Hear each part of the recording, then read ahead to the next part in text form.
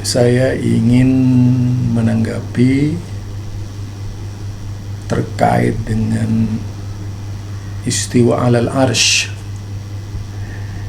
yaitu tentang Allah bersemayam di atas arsh, yang masih banyak diragukan kebanyakan oleh hamba-hamba Allah yang terbilang memiliki pengetahuan dan ilmu, tetapi masih menyaksikan ayat-ayat Allah itu benar. Justru ada usaha-usaha dari pikiran-pikiran nakal mengarahkan pengertian istiwa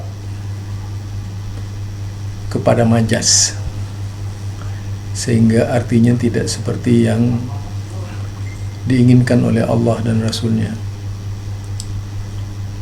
Padahal ayat-ayat Allah ini tidak membutuhkan takwil, tidak membutuhkan pengertian majas. Jelas dan nyata bahwa yang difirmankan oleh Allah memang datangnya dari Allah Subhanahu wa ta'ala, bukan pendapat-pendapat manusia yang kapan saja bisa salah, walaupun juga bisa benar. Tetapi kalau yang datang dari Allah Subhanahu wa ta'ala, sudah pasti benarnya. Al-haqqu mir rabbika, kebenaran itu yang datang dari Allah, bukan al-haqqu min aqwalil madhahib misalnya. Kebenaran itu datang dari mazhab, bukan begitu. Nah, saya ingin mencoba menerangkan berkaitan dengan istiwa itu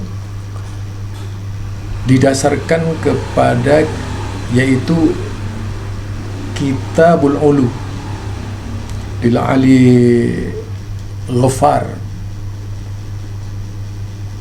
yang tentu saja di sini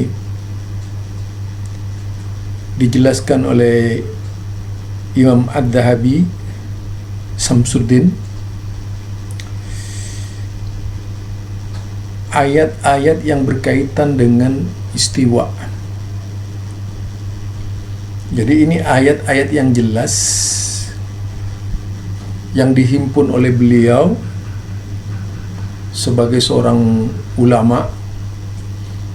Dan kalau kita lihat di dalam kitab Al-Ibanah yang disusun oleh, yaitu seorang ulama, Abu Hasan Al-Asy'ari, itu tidak ada bedanya ayat-ayat yang dipakai oleh beliau.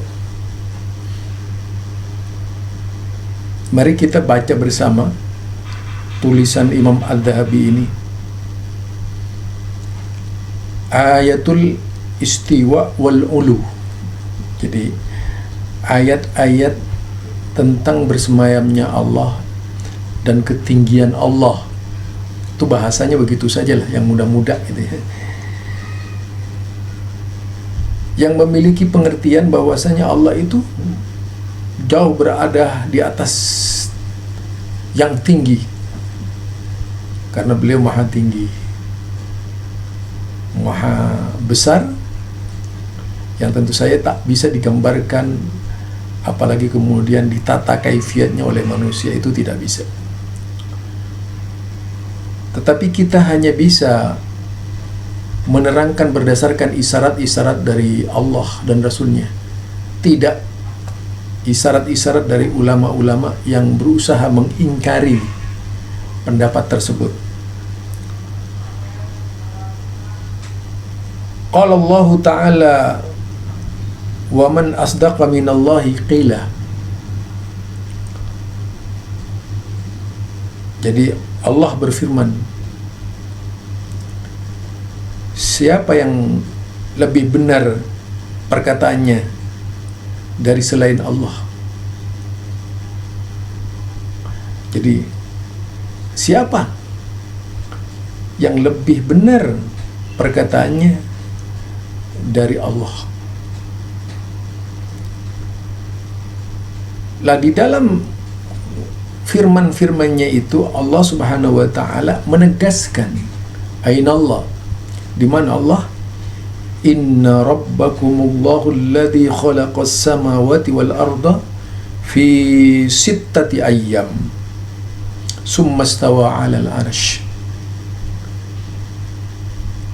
Sesungguhnya Rabb kalian Allah alladzi khalaqas samawati wal ardh fi sittati ayyam, yaitu yang menciptakan langit-langit dan bumi fi sittati ayyam, dalam 6 masa. Summastawa 'alal arsy, kemudian beliau bersemayam di atas arsy. Satu, diingat tuh ayat 1. Kemudian yang kedua, wa qala ta'ala, Allah berfirman, wa huwa alladhi khalaqas samawati wal arda fi sittati ayyam wa kana 'arshuhu 'alal ma'. Dan Allah berfirman, dialah Allah yang menciptakan langit-langit dan bumi fi sittati ayyam, dalam 6 masa, wa kana 'arshuhu 'alal ma', sedangkan arasnya berada di atas air. Ini isyarat dari Allah. Allah yang berfirman, bukan mulut manusia, tapi Allah kalamullah. Tak bisa didustakan hanya dengan pendapat manusia atau dibatalkan, ditafsirkan untuk menghindar. Biarlah kita dikatakan mujassim kalau itu datang dari Allah. Memang kata-kata mujassim menurut At-Tabari Al-Lilka itu ditujukan kepada Ahlus Sunnah oleh musuh-musuhnya. Nah, kemudian mereka yang sok Ahlus Sunnah itu sebenarnya yang mujassim gitu. Karena apa? Dia sendiri yang menggambarkan, kita tidak pernah menggambarkan hal seperti itu. Juga kita lihat waqala ta'ala fi wasafi kitabil aziz, yaitu Allah Subhanahu wa taala berfirman mensifatkan kitabnya, tanzilan mimman khalaqal arda was samawatil ula ar-rahmanu 'alal arsy istawa. Diturunkan dari yang menciptakan langit dan bumi,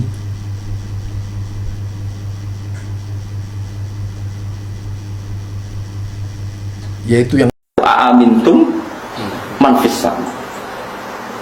Apakah kamu iman man fis sama ayyursila alaikum hasiba. Yang jelas Allah resminya istilahkan zatnya itu man fis sama, zat yang ada di langit. Istilah resminya aras juga di atas langit, ar-rahmanu 'alal arsis. Kemudian kita di internal Islam menjelaskan Allah itu tidak butuh tempat. Oke, benar itu, karena tidak butuh tempat. Allah itu khalik, tempat itu makhluk. Tentu khalik tidak butuh makhluk. Ya seperti itu saja. Tapi kalau kamu bilang Allah nggak punya tempat, mesti orang masih ngejar. Lalu di mana? Pokoknya di mana-mana. Lu banyak. Mana bingung kan? Wah, pidato ini Pak Zaiduddin jadi NU gak di mana, gak kemana tapi di mana-mana. Bangunnya pangeran kayak NU tapi gak kemana tapi di mana-mana. Kan itu. Jadi sekarang kalau kepikiran gara-gara anak-anak mulai ditasket ya, ada ngalami diragukan dalam beragama. Semua yang balik dengan Quran hadis. Istilah resminya Allah itu, pokoknya istilah yang dhuwur. Kowe nak donga nggih menengadahkan tangan ke atas. Cara kowe di nasib piye-piye mbok sing dhuwur piye ra roh. Nang Jawa mbok sing ngecat lopo, malah pengiran kok ngecat barang mari kok. Pokoknya sementing kowe nglafat lafat sing nunjukno takzim. Saya ulang lagi, sementing kamu mensifati Tuhan yang menunjukkan takzim. Rasa mbok mafhum kalau Tuhan di atas berarti bertempat, kalau bertempat berarti butuh tempat, kalau butuh tempat berarti orang istighna, berarti orang qiyamuhu. Iku ora kowe tau ngaji, Kang. Iki bakas wong ora tau ngaji. Senengane kok bakas sing jelimet-jelimet. Mulane kula suwun, Allah nak nerangno date ya sederhana. Amin tu man fis sama, amin tu man fis. Wa huwal ladzi fis samai ilahu wa fil ardi ilah. Kadang awan nerangno wa huwa fis samawati wa fil. Jadi Allah itu ya biasa saja. Aku yo ono.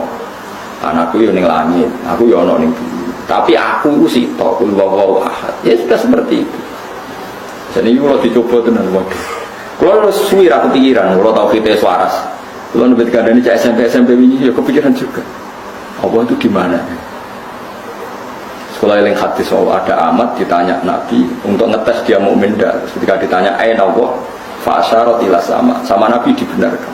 Ya sama Nabi nopo dibenarkan bahwa Allah itu di atas. Tapi kira saya mikir, lalu Allah duduk di kursi. Kursinya itu dari singgasana gini, terus buleten itu serasa mikir. Nah Imam Ghazali yang mikir gampang. Aras itu diciptakan Allah, kursi juga diciptakan Allah. Kalau diciptakan berarti aras dan kursi yang butuh kudrohnya Allah, bukan kudrohnya Allah yang butuh kursi yang aras. Ya semua biasa aja, harus ribet. Aras masih kondangnya kayak ngono diciptakan, kursi ya diciptakan. Nah, bangsa di itu pokoknya ya di itu objek. Daripada kayak mulai Allah ada di mana-mana, terus cilik-cilik mana takut banyak, malah disimpul. Waduh, benar. Kalau di mana-mana udah nyimpul nih. Kalau gitu malah ribet mana ya? Ya orang tak tahu malah bingung nona. Allah ada di hati, baru saya malah repot mana. Nah makanya Allah sekarang mensifati dirinya sanut Quran era sanut semacam-macam. Allah itu sopo zat yang menciptakan langit bumi. Allah itu siapa yang bikin bainal bahraini hajiz. Allah itu siapa yang yujibul muttarra idza da'a. Allah itu siapa yang wayaksifus su. Ya sudah seperti itu saja. Jadi menerangkan Allah itu terangkan lewat reputasi Tuhan atau akhwal ya atau af'alullah bahwa Allah itu yang menciptakan langit bumi yang ya sudah seperti itu. Hindari ngomong Allah sing mengarah ke hulul dan jihad bahwa Allah itu butuh tempat.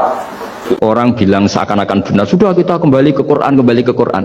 Quran yang mana? Wong kamu tidak paham. Lama-lama tanyanya mau cetakan mana ini? Ketika orang ngomong, ayo kita kembali ke kitab buah, itu kembali yang apa? Terus tentang apa? Ketika konflik Ali dan Muawiyah, itu ada orang bilang, ya sudah, nahkum bi kitabillah. Sudah sekarang kita kembali ke kitabillah. Itu mereka megang mushaf. Benar, secara zahir benar, memang orang Islam harus kembali ke mushaf. Tapi Sayyidina Ali pinter. Fadharabal mushafa biyadihi. Sayyidina Ali nepuk mushaf ini keras sekali. Sal hadal mushaf kata Sayyidina Ali. Kalau kita harus kembali ke Quran, coba tanya ini. Mushaf ini ya, mushaf seperti milik saya ini. Akhirnya orang-orang Khawarij bilang, innama huwa warakun wa madadun. Itu hanya kertas sama tulisan. Bagaimana mungkin kita bertanya? Terus kata Sayyidina Ali, enggak bisa toh kamu tanya mushaf, ya enggak bisa. Makanya tanya saya katanya. Akhirnya Sayyidina Ali memberi penjelasan, wa in khiftum shiqaqa bainihima fab'asu hakaman min ahli wa hakaman min ahliha. Jika suami istri sedang konflik, itu sebaiknya seharusnya atau sayugjanya itu kirim mediator, fab'asu hakaman min ahli wa hakaman min ahliha. Terus kata Sayyidina Ali, wa amru ummati Muhammad a'zamu min amri rajulin wa imra'atin. Dan urusan umat Muhammad yang kita sedang konflik dengan kekuatan besar dan bisa pertumpahan darah, itu lebih ngeri timbang urusan suami dan istri. Itu saja solusinya mediator. Artinya sesepele itu urusan pribadi saja Allah menyuruh ada mediator. Apalagi urusan kita yang lebih dahsyat. Akhirnya mereka ngakui cara istimbat, cara ngambil kesimpulan Sayyidina Ali. Quran itu teks. Teks itu harus difahami ahlinya.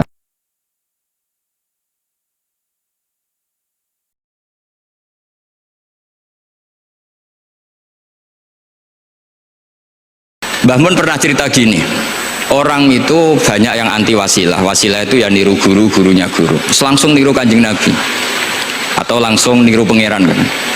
Itu Mbah Mun saya masih ingat betul dalilnya mau ihdinas siratal mustaqim siratal ladzina an'amta 'alaihim. Jalan yang lurus adalah mengikuti orang-orang yang telah engkau beri nikmat. Kenapa Allah tidak ngendikan siratoka jalan kamu, jalan engkau? Allah itu tidak makan. Bagaimana cara kita niru Allah makan? Wong Allah tidak makan. Allah tidak tidur. Bagaimana kita niru Allah tidur? Fa innallaha la ya'kulu wa la yanam wa la yashrab. Nah, niru itu ya orang, kata Bamun, karena manusia itu hadis, Allah itu qadim. Jadi tidak ada hubungannya barang hadis dan barang qadim. Jika kalau ingin niru ya niru manusia.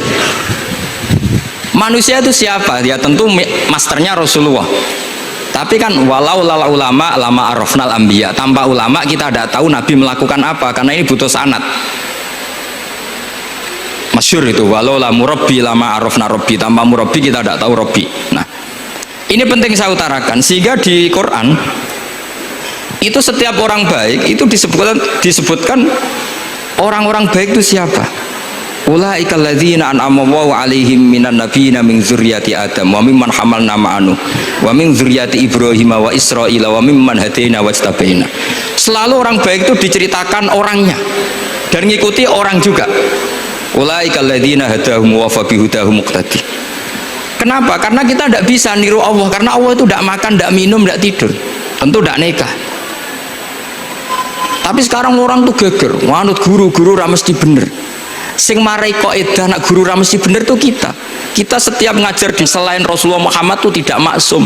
Jadi mereka ketinggalan kalau ngomong kiai ra mesti bener. Tahu kita mulai kecil diajarin selain Nabi kok ora maksum. Dekne ro ilmu anyaran kok ngandani sing mulai bayi alim, itu kan lucu. Kita mulai dulu tahu selain Nabi itu tidak maksum. Kok malah dikandani kiai tidak mesti bener, kenapa diikutin? Udah tahu kalau kiai tidak mesti bener. Cuma kalau kiai tidak mesti bener, nak kue mesti ra bener. Saya akan cerita tentang argumentasi ilmiah bahwa ahli sunnah wal jamaah itu luar biasa. Saya di Jogja berteman banyak para profesor, para doktor, termasuk akademisi sosial yang mungkin pernah di mana-mana. Pertanyaan saya begini, Pak Bahak, kenapa Anda baca kitabnya referensinya luas kok tetap NU katanya? Terus saya bilang, problemnya apa sebagai NU? Biasanya terus mereka mengutip sekian makalah. Kebetulan makalah itu provokatif dan siapapun yang baca makalah itu pasti menjadi NU, tak jamin ya. Kalau di Jogja misalnya di satu penerbitan, saya termasuk di dalamnya, itu pernah diperbandingkan kitabnya Said Muhammad Mafahim Yajibu An-Sohah dengan kitabnya Bin Bas, judulnya Hadihi Mafahimuna. Biasanya kitab-kitab terjemahan Wahabi itu memang cukup provokatif dan dengan narasi yang memang siapapun yang nggak pernah mondok pasti tertarik. Misalnya begini, cerita bid'ah misalnya, Iyakum wa muhdatsatil umur fa inna kulla bid'atin dhalalah wa kulla dhalalatin finnar, misalnya gitu. Wa kulla muhdatsatin bid'ah wa kulla bid'atin dhalalah wa kulla dhalalatin finnar. Ada yang baca wa kullu bid'atin dhalalah wa kullu dhalalatin finnar. Terus beliau meneruskannya begini, kata Bin Bas, hadza huwa Rasulullah hakama bi annal bid'ah kullaha dhalalah. Terus diteruskan wa jarra asy-Syafi'i faqasama ila hasanatin wa dhalalatin wa sayiatin. Jadi dengan narasi seperti itu tuh orang itu tahu bahwa Syafi'i itu kurang ajar tenan gitu, kira-kira gitu. Jadi dia, ini Rasulullah yang mengatakan semua bid'ah ini dhalalah, tapi Syafi'i lancang dengan membagi ada dhalalah, ada sayi'ah, ada hasanah, ada sayi'ah. Ini aneh katanya. Wong Rasulullah yang Nabi saja bilang satu, semuanya dhalalah, kok dia bilang dua gitu. Diredaksikan Jaro'ah, kira-kira makna sedannya yang lama atau berani. Sehingga orang mesti tanya, kenapa sih tidak ikut Rasulullah saja? Tapi ini satu ilmu, setidaknya ilmu perdebatan, bukan ilmu hakiki, karena kita tidak tahu yang diridhani Allah yang mana. Tapi kemudian Said Muhammad dalam kitab Abu Abdul Faros, juga dalam kitab-kitab beliau menyanggah itu dengan mengatakan jika makna bid'ah adalah yang nggak pernah dilakukan Rasulullah, itu salah besar. Beliau cerita sekian hal, termasuk yang diceritakan adalah ada seorang sahabat ketika sholat dengan Rasulullah tidak pakai doa mainstream, yaitu ketika itidal sahabat tadi bilang alhamdulillah hamdan katsiran thayyiban mubarakan fi. Setelah itu, setelah Nabi habis sholat tanya ayyukumul qail, siapa tadi yang melafadzkan itu? Semua sahabat diam karena takut disalahkan. Tapi apa yang dikatakan Nabi? Tidak, saya tidak akan menyalahkan. Saya tadi melihat isna asyara malakan, saya tadi melihat 12 malaikat yabtadirunaha ayyuhum yaktubu awwalu. Semuanya itu bergegas siapa yang nulis awal. Terus kata sahabat tadi ha anadha ya Rasulullah. Padahal ini satu kalimat yang bahkan Rasulullah tidak mengajarkan, dan Rasulullah bahkan iskal kenapa ada kalimat itu, tapi toh dibenarkan oleh Allah dan Rasul. Cerita Said Muhammad kedua adalah ada sahabat setiap ngimami itu main kulhu. Wah, ngimami apa saja main kulhu. Singkat cerita makmumnya itu gerutu, ini orang kok main kulhu terus ini. Setelah dilaporkan ke Rasulullah, ditanya sama Rasulullah, kenapa kamu main kulhu? Ini dilaporkan ke saya. Kata si musalli tadi, imam tadi, li annaha sifatur rahman, karena dalam surat itu semua sifatnya Allah, maka fa ana uhibbuha, saya senang itu. Apa kata Rasulullah? Saya disuruh bilang Allah ke kamu bahwa Allah mencintai kamu karena kamu mencintai kulhu. Terus keterusan sampai sekarang itu orang-orang NU baca kulhu terus itu. Karena sekali baca idza samsu kuwirat mesti keponting gitu. Tapi artinya itu dibenarkan Rasulullah min ghairi sabqi ta'limin minhu, tanpa ada pelajaran dari beliau. Runtuhlah teori bid'ah bahwa bid'ah adalah semua yang nggak pernah dilakukan Nabi, diajarkan Nabi. Nyatanya beberapa kali Nabi membenarkan sesuatu yang belum pernah diajarkan oleh beliau.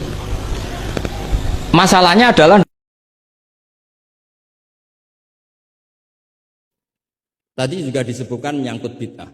Kalau sampai belajar ulumul hadis, Said Muhammad menulis dalam kitab Babul Farad, kalau bid'ah itu artinya yang nggak pernah diajarkan Nabi, itu berapa kejadian zaman Rasulullah yang Nabi membenarkan sesuatu yang Nabi sendiri itu tidak tahu. Masyhur itu ada sahabat ketika i'tidal bilang Rabbana lakal hamdu hamdan katsiran thayyiban mubarakan fi. Kita tahu ajaran Nabi adalah Rabbana lakal hamdu mil'us samawati atau mil'as samawati wal ardh. Sehingga setelah sholat Nabi tanya, ayyukumul qail, siapa tadi yang melafadzkan itu? Semua sahabat itu diam. Karena takutnya Nabi menyalahkan. Ternyata Nabi ngendikan, tadi siapa yang melafadzkan itu? Fa inni ra'aitu isna asyara malakan yabtadiruna ayyuhum yaktubu awwal. Anggap ini kontes kecerdasan, makanya beliau itu cerdas banget. Ben sawangane ana kiye Jawa cerdas, ibu-ibu cerdas. Ajane kula niku nggih sungkan. Enggak, saya tadi melihat 12 malaikat, wa fi riwayatin salasina malakan, itu ada beberapa riwayat. Yang mereka itu berebut menulis siapa yang menulis pertama. Saking indahnya kalimat itu. Terus ada orang bilang, ha ana ya Rasulullah, tadi saya. Itu min ghairi sabqit ta'lim, tapi tidak mengajarkan itu dulu. Said Muhammad lagi peristiwa Bilal. Ya Bilal, kamu itu punya ngalaman apa sih sampai saya mendengar dafana alaika fil jannah. Saya melihat Quran